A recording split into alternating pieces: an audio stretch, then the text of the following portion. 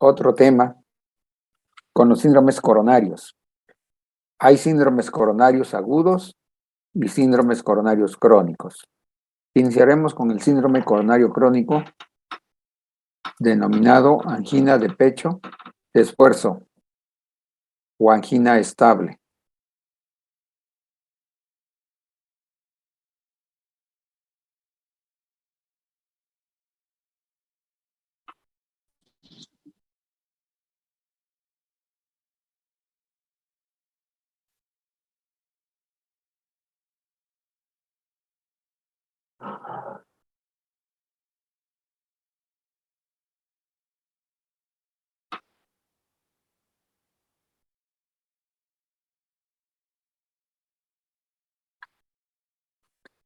Entonces, los síndromes coronarios pueden tener una presentación aguda que se desarrolla en minutos o en horas, o bien una presentación crónica y que clínicamente se puede manifestar de manera cíclica. Disculpen, si me están oyendo, si está abierto mi audio. Sí, doctor. Sí, doctor. Sí, bien. Gracias. Entonces vamos a comenzar con el síndrome coronario estable, conocido también con el nombre de angina de esfuerzo estable. También recibe el nombre de cardiopatía isquémica estable.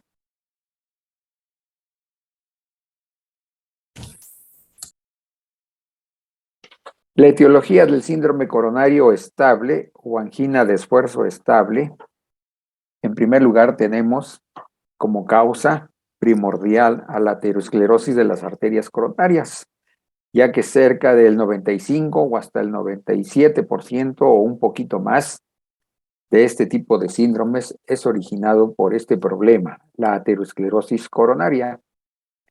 Y el resto, el pequeño porcentaje que queda, la isquemia del miocardio, se puede originar por una enfermedad no aterosclerosa.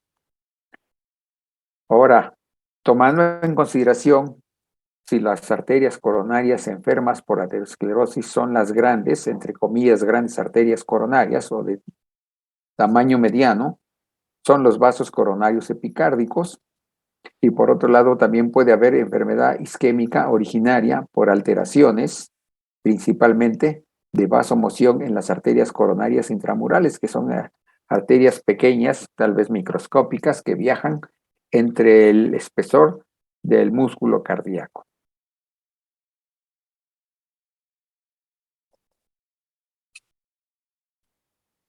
¿Cuál es la etiología de la angina crónica estable en cuanto a la enfermedad de gruesos troncos coronarios? Ahí la tienen ustedes.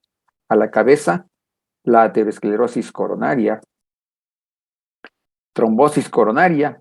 Aquí voy a poner un ejemplo. Supongamos que un paciente tenga trombos dentro de la aurícula izquierda por otra enfermedad, porque padece fibrilación auricular crónica y se desprende un trombo y emboliza una arteria coronaria. Entonces, sin haber aterosclerosis coronaria, un trombo que ocluye el 100% de un vaso coronario puede originar un síndrome coronario agudo. La embolia coronaria es la misma fisiopatología que ya les mencioné. Los puentes musculares son este músculo común, contráctil, que van del músculo que puentean o cruzan por arriba de las arterias coronarias y son lo suficientemente anchos o gruesos. Durante la sístole pueden llegar a comprimir de manera importante una arteria coronaria y producir un síndrome coronario isquémico. La arteritis coronaria, esa es bastante rara, y las anomalías congénitas de las arterias coronarias, por ejemplo, emergencia anómala de una arteria coronaria de la arteria pulmonar. Entonces, esa arteria coronaria, en lugar de llevar sangre oxigenada al músculo cardíaco, pues lleva sangre saturada. Y por último, puede haber alteraciones funcionales, como la angina de Prinzmetal. Eso se debe a una alteración por vasoespasmo y en la cual no hay aterosclerosis de las arterias coronarias.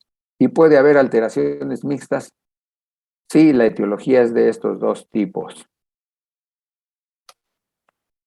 En cuanto a la enfermedad de los pequeños vasos coronarios que son intramurales, tenemos la hiperplasia de la capa interna, degeneración y necrosis de la capa media, que puede presentarse en cualquiera de estas enfermedades. De todas estas, el más frecuente aquí en México es el síndrome de Marfan. Las otras dos son menos frecuentes. El síndrome X, porque es microvasoespasmo, es decir, espasmo de las arterias coronarias intramurales.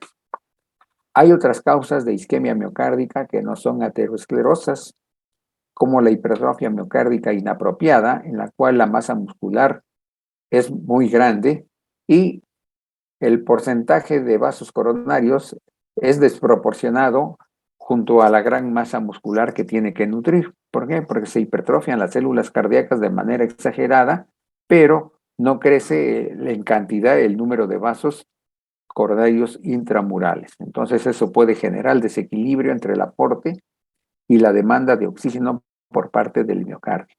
La estenosis aórtica severa y la cardiomopatía hipertrófica septal, que también, además de otras alteraciones fisiopatológicas, puede ser muy importante el grado de hipertrofia del ventrículo izquierdo.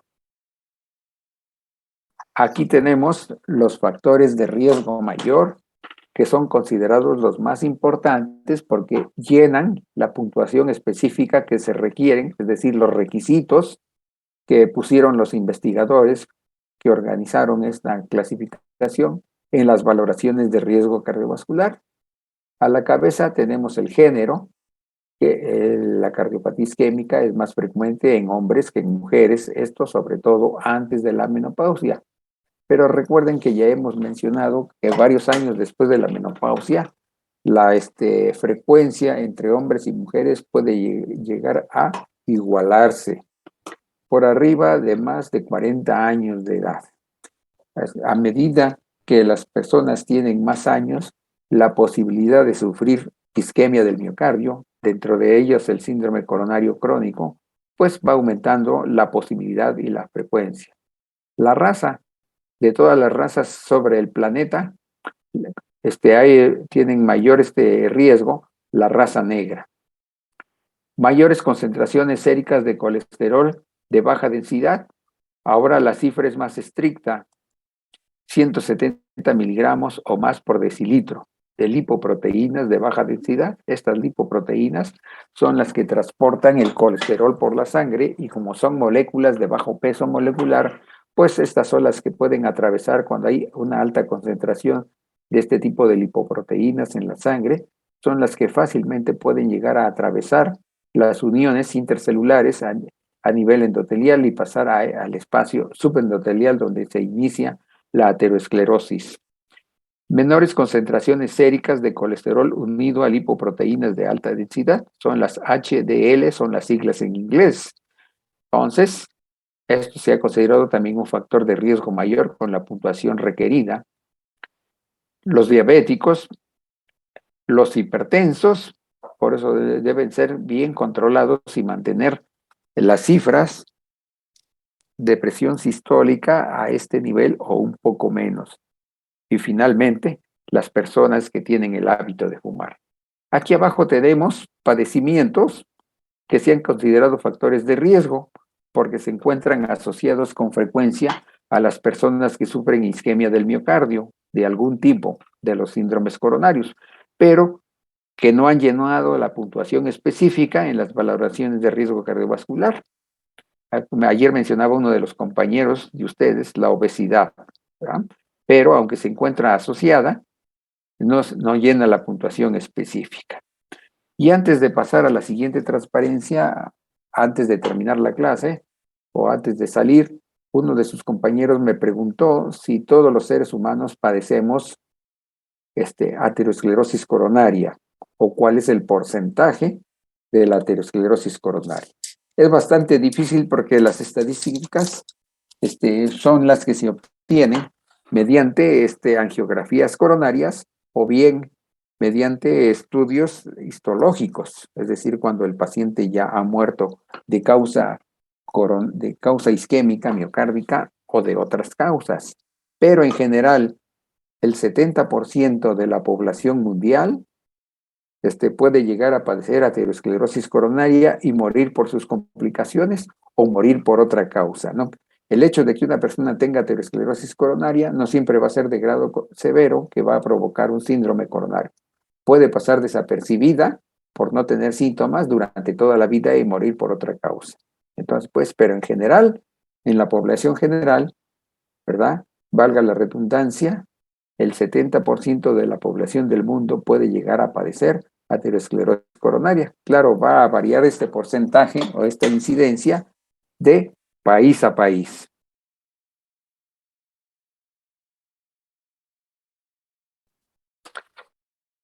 Enfermedad resulta de un desequilibrio que hay entre el aporte de sangre oxigenada que llevan las arterias coronarias para perfundir el miocardio y las necesidades que tienen de esa sangre oxigenada ese miocardio que está contrayéndose, sobre todo si la persona hace esfuerzo.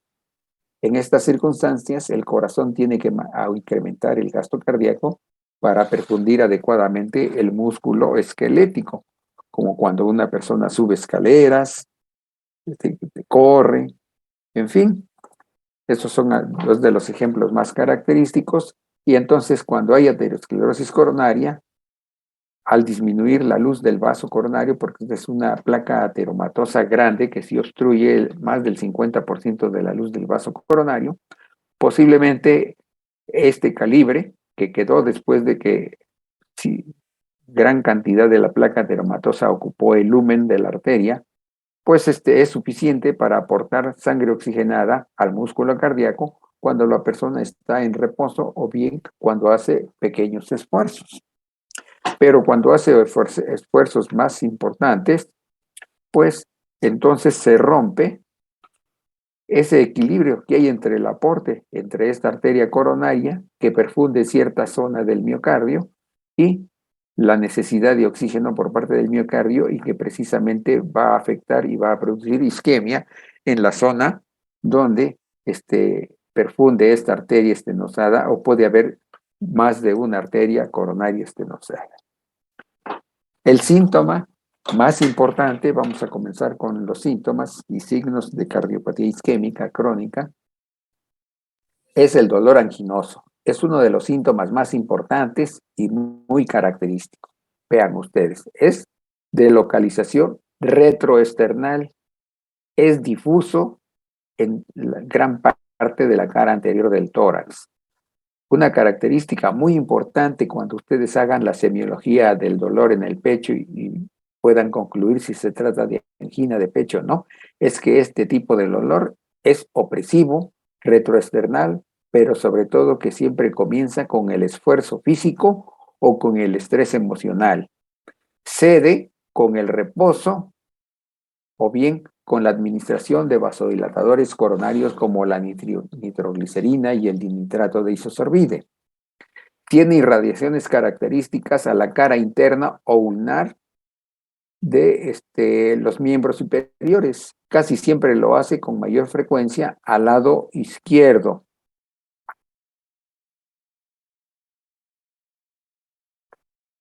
Al lado izquierdo. Pero también puede irradiarse al lado derecho.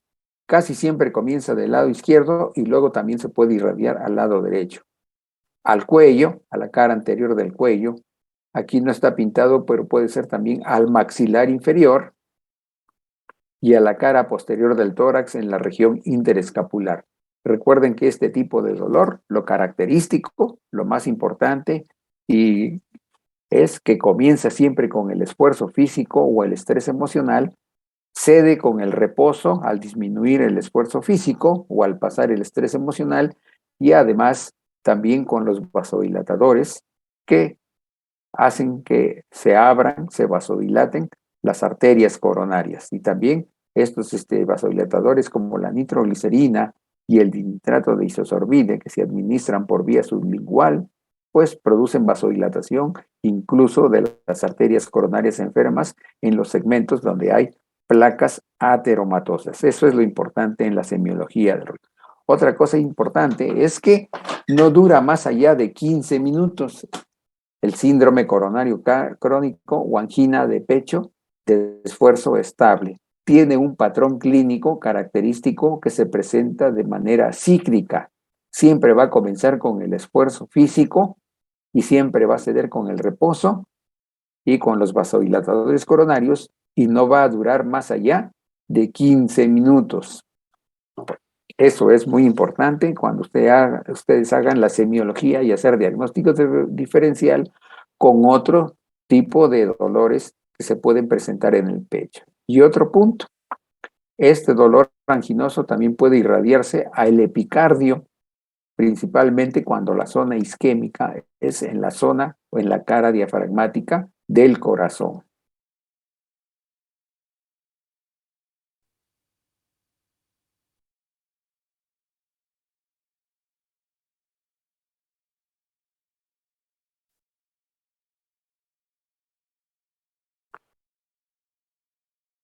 Aquí tienen las características, recuérdenlas. Voy a hacer hincapié en eso. Tómenle una fotografía a la pantalla, retroesternal y difuso. Recuerden esto es muy importante. Siempre se desencadena con el esfuerzo físico y el estrés emocional. Me estoy refiriendo a la angina típica de esfuerzo, también llamada angina estable o coronariopatía crónica. Siempre se desencadena con el esfuerzo y con el estrés emocional, pero además disminuye o desaparece con el reposo o con la administración de vasodilatadores coronarios. La duración promedio es de 10 a 15 minutos, siempre menos de 30 minutos y nunca más. Generalmente puede irradiar a la cara interna del brazo izquierdo y puede ser bilateral, siempre empezando en el brazo izquierdo. Recuerden que es por la cara interna.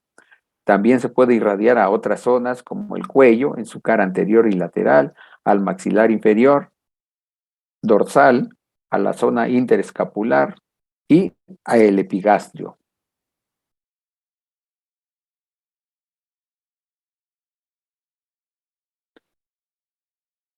Hay dolores anginosos equivalentes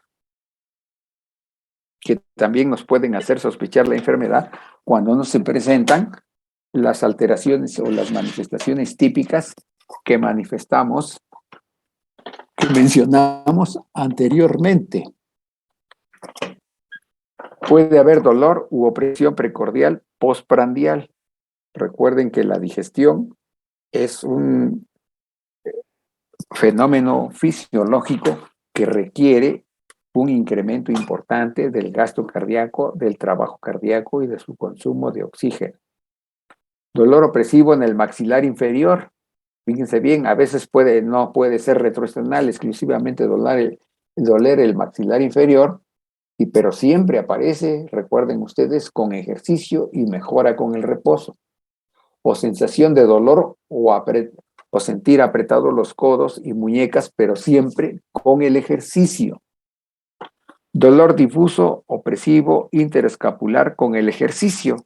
Aquí recuerdo a un paciente que tenía dolor de espalda y fue con el ortopedista, le tomaron radiografías y tomografía de la columna vertebral y no encontraron nada.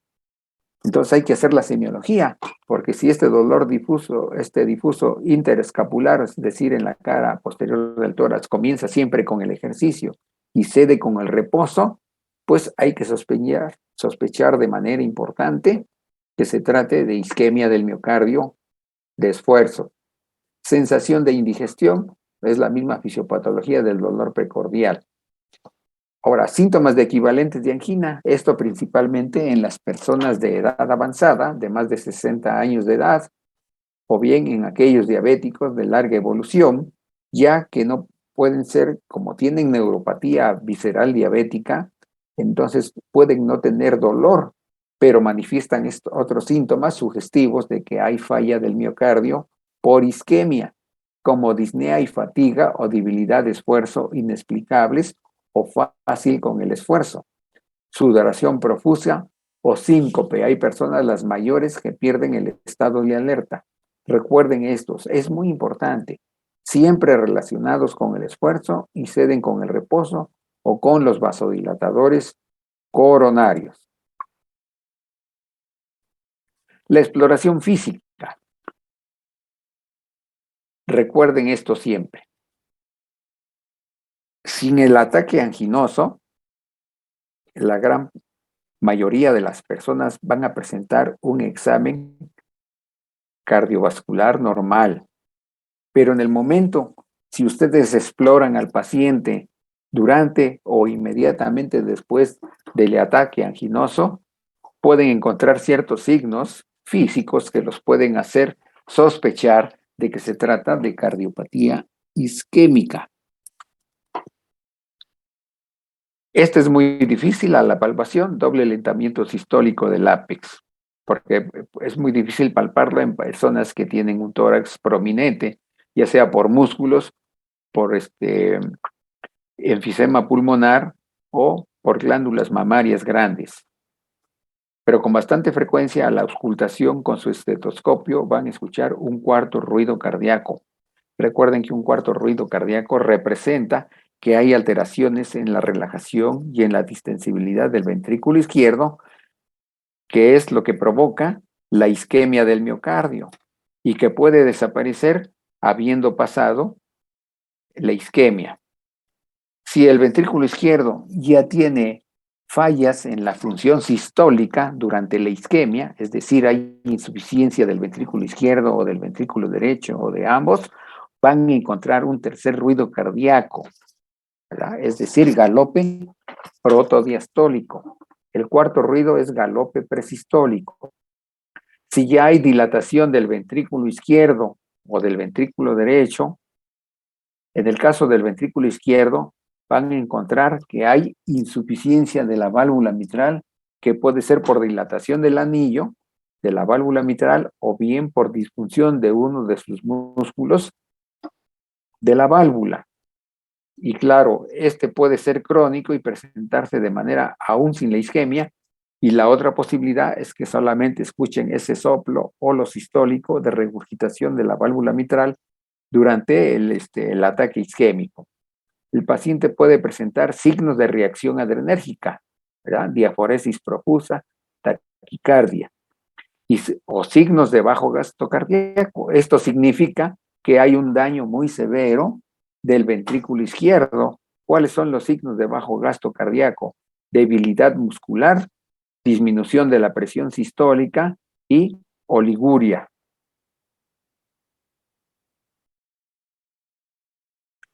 En cuanto al electrocardiograma, en el consultorio o a su llegada del paciente al servicio de urgencias, y si desde el punto de vista clínico sospechamos y queremos investigar si se trata o no de isquemia del miocardio, ese dolor en el pecho con el que llega el paciente, pues fíjense ustedes qué difícil va a ser el diagnóstico, porque fuera del ataque anginoso, o sea, si se lo tomamos a un paciente asintomático y ya sin dolor de pecho, o sea, que ya hayan pasado varios minutos, por lo menos más de media hora, pues en el 50% de los casos el electrocardiograma puede ser normal.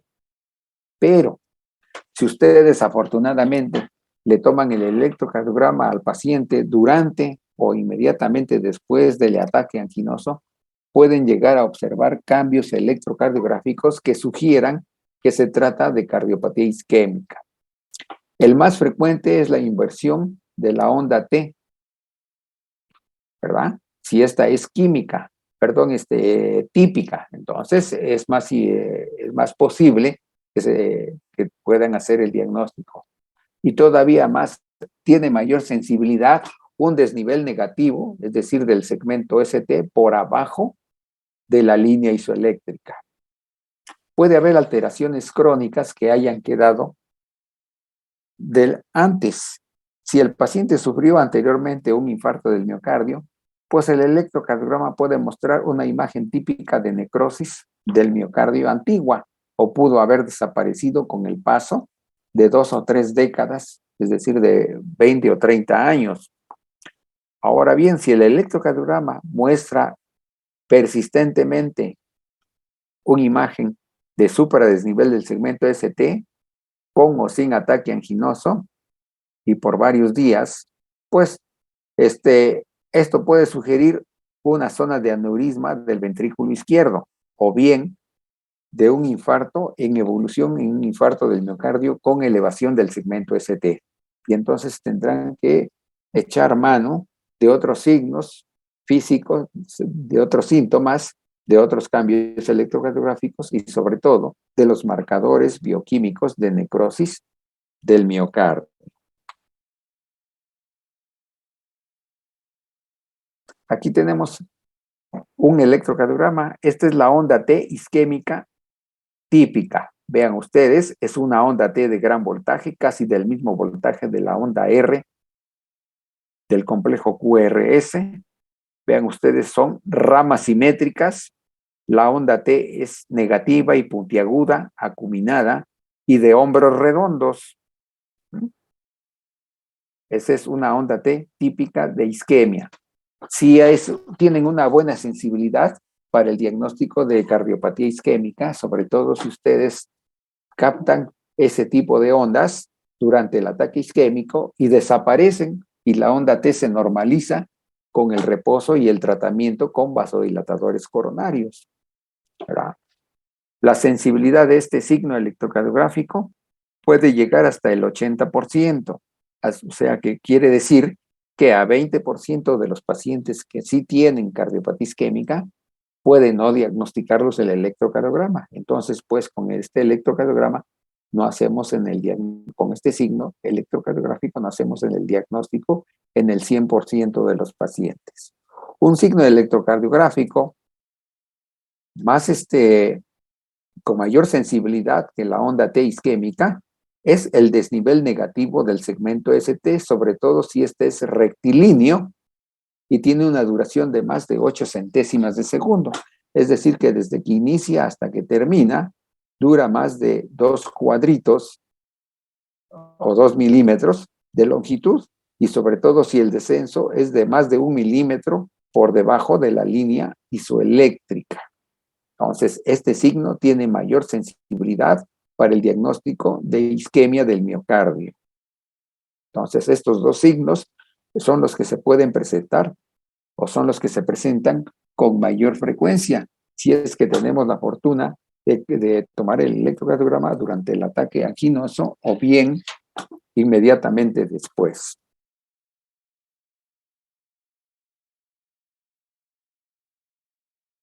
Aquí tenemos una onda T. Comparen, vean cómo son de ramas asimétricas.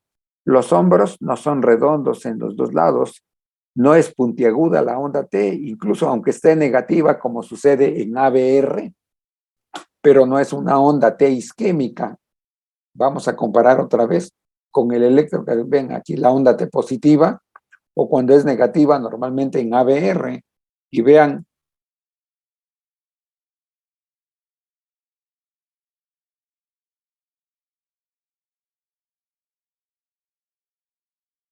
y de hombros redondos. Esta sí es una onda T isquémica para diferenciar de una onda T normal, no importa que sea negativa, pero esta no es isquémica porque vean, las ramas son asimétricas, la cúspide de la onda T es redondeada y las ramas no están inscritas a la misma velocidad ni con la misma dirección.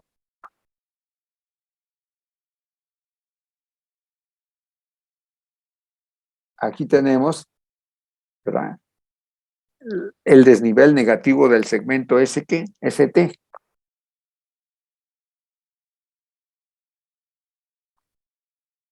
Esto es significativo de lesión subendocárdica. Entonces, esto también lo puede presentar transitoriamente o de manera permanente un paciente con cardiopatía coronaria crónica, pero tiene mayor sensibilidad si de este desnivel del segmento ST desaparece con los vasodilatadores coronarios o después de varios minutos de reposo. Aquí tenemos otras alteraciones. Además de la onda T isquémica, el paciente presenta extrasístoles ventriculares. Vean qué ancho es el QRS, la inversión de la onda T con una onda T con un voltaje alto, grande. Vean, está presentando trenes de taquicardia. Se dice que tiene un tren de taquicardia cuando se presentan 3 latidos extrasistólicos o más. O bien, algunos pacientes pueden tener alteraciones crónicas o solamente presentar bloqueo completo de la rama izquierda del haz de His, como en el electrocardiograma de la parte inferior. Lo puede presentar durante el ataque isquémico agudo, durante el esfuerzo, y corregirse durante el reposo o con el tratamiento, o bien el paciente ya de base, de manera crónica, tener bloqueo completo de la rama izquierda del haz de His, incluso por otra etiología o de origen isquémico.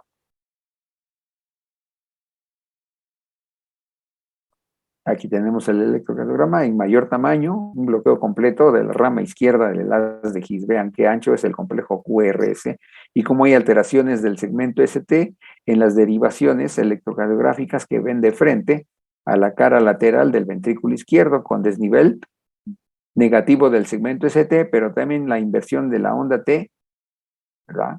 No es característica de isquemia, sino que es una onda T de ramas asimétricas, ¿verdad?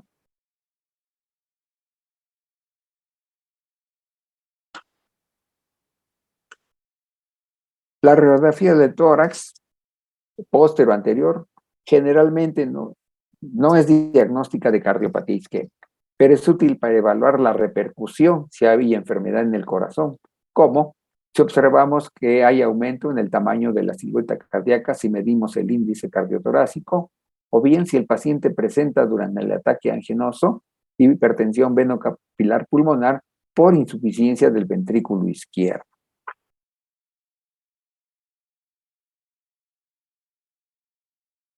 Bien, ¿alguna pregunta o alguna duda acerca de lo que acabamos de revisar?